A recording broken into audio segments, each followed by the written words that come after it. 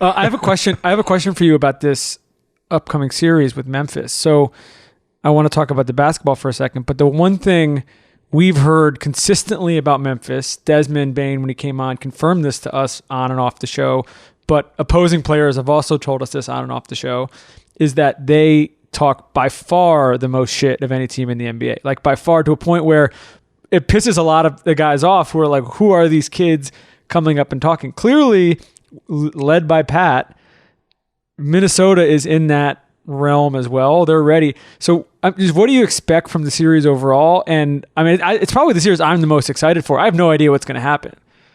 I would say it's probably the second series I'm most excited for in the first round. And I'll explain. We'll get to the series that I'm most excited to watch. This is going to be so chippy. It's going to be so chippy. And Pat Beverly will be at the front of that. Dylan Brooks will be at the front of that. Ja Morant, Steven Adams. Like, there's so many guys on Memphis that are just willing to be physical. Desmond Bain, you mentioned, of course, are willing to be physical. They're willing to talk shit. This is going to be wildly entertaining. Do I think Memphis is the better team? Yeah, Memphis is the better team. They've proven that all year long.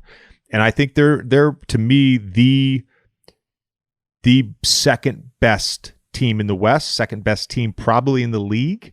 They probably have the second best chance to get out of that conference. Obviously Phoenix being the first. And the dark horse, the X factor, I should say, the X factor for their entire playoff run to me is all those role players. Like Ja will be special.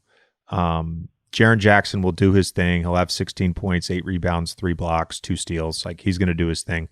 But DeAnthony Melton shooting, Tyus Jones off the bench, playing without Ja, playing with Ja, Dylan Brooks, Zaire Williams. There's a bunch of guys there that I think could be the real X factors for them to make a deep playoff run.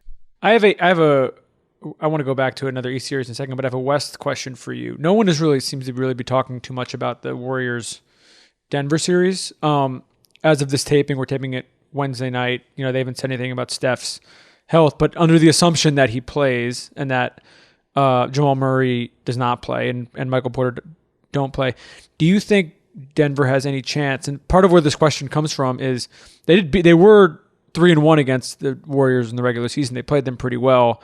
And Jokic is a matchup problem for everybody, but he seems to be in particular a matchup problem for them. Is there any world where they can? No, I don't think anyone is really giving them much of a shot, but do you think that they could pull an upset? I'm not going to say Jokic is better than Steph or Steph is better than Jokic, but when you just mentioned they have the best, the Nets probably have the 2 best players in the series, or at least the best player in the series. And in this series, you could make an argument, if you were willing to do that the Nuggets have the best player in the series, and they play a certain way. To me, again, we'll talk about X factors. Like, if Jordan Poole is who he is, and who he has been over the last 2 months, then yeah, I think Golden State's probably going to win this series. But I have a hard time if Steph's not 100%.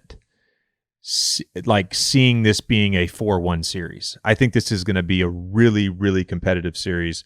And I'm bummed also about the Luka injury. And we obviously don't know the extent of this. They're not releasing that much information. Jason Kidd is being coy. The team is being coy.